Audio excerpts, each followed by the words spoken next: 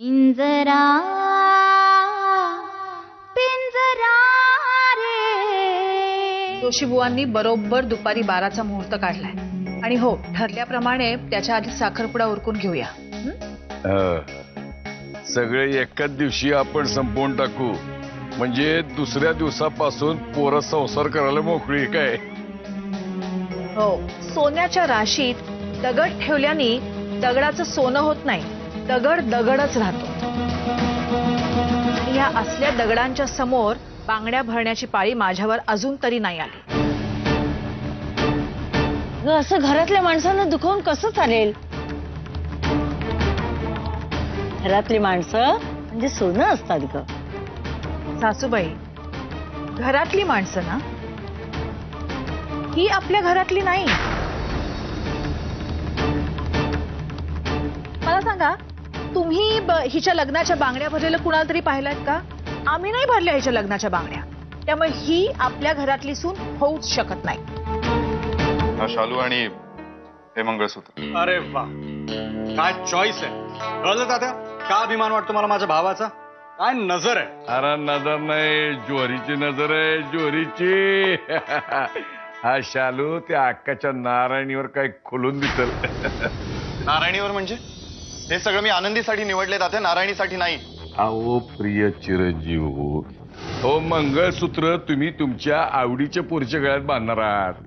बाकीचे समजे कार्यक्रम त्या अक्काच्या नारायणी बरोबर. हे सगळं करून अक्का नक्की काय साध्य करणार आहे ना तेच मला कळत नाही. या अक्का बिचारी तिला तिच्या लेखीची काळजी आहे म्हणून समज करते आणि तुम्ही बी या संध्याला तयार बी झाला होता. मग आता तुम्हाला यामध्ये पाप का दिसतोय हो? यामध्ये पाप आहे का नाही हे तुम्हालाच माहिती तात्या. तुमच्या डोळ्यामध्ये मला संशयाची झलक दिसते. संशयाची झलक नाही, संशयच आहे माझा तुमच्यावर. 4 तोळ्याच्या सोन्याच्या बांगड्या तिच्या हातात दिल्यास तू. मग काय चुकलं माझं. त्याही मुलीचं लग्नच आहे ना, आणि तिच्याच शेजारी सोन्याच्या दागिन्यांनी मढवलेली नारायणी बसली होती आणि आनंदीचे हात मात्र तसेच. कर्णाची औलादच लागून गेलीस ना तू. लगेच स्वतःच्या हातातल्या बांगड्या काढून दिल्यास तिला. फुकटचा 4 तोळ्याचा बांबू. हे बघा त्या बांगड्या मला माझ्या माहेरून मिळाल्या होत्या. आता कानाखाली आवाज काढी ना माझं तुझं केलंस तर. लग्नानंतर बायकोचं स्वतःचं असं काही नसतं. जे जे तिचं असतं ते सगळं नवऱ्याचं पण होऊन जातं. कळलं ना. साहेब मला बी समज ठाव आहे, पण एक गोष्ट ध्यानात ठेवा. तुम्ही बी रक्ताने शेलार नाही आणि मी बी नाही. बघू आता कोण जिंकतंय. तुमचा माझ्यावरचा राग का माझं तुमच्यावरचं पिरे. आनंदी मेहंदी खूप सुंदर आली आहे ग. बघ ती किती मस्त रंगते. कारण विष्णू सगळ्यांवर जीव लावणारा माणूस आहे. अगं विष्णूच्या भीतीनं गावातल्या पोरींकडे तालुक्यातले कोणीही वाकड्या नजरेनं बघत नाही. Mama mama mamma.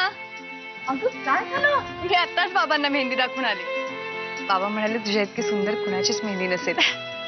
Narayani आनंदीची mehndi बघ किती सुंदर आहे. बघ ना.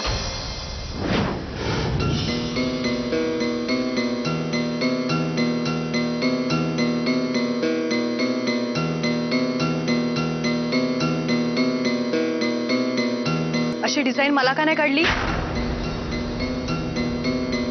अगं तुझी सुद्धा छानच आहे डिझाईन, पण वाळली नाहीये ना म्हणून. नाही तर वेगळं डिझाईन आहे थोडं. अगं तुलना कशाला करतेस. तुझी मेहंदी छान आहे आणि तिची पण छान आहे. दोन्ही छान रंगतील बघच तू.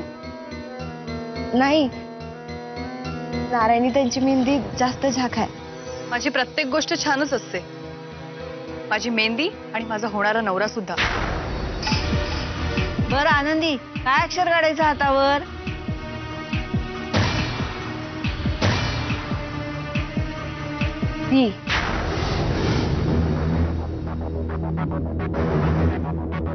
मी म्हणजे विष्णू.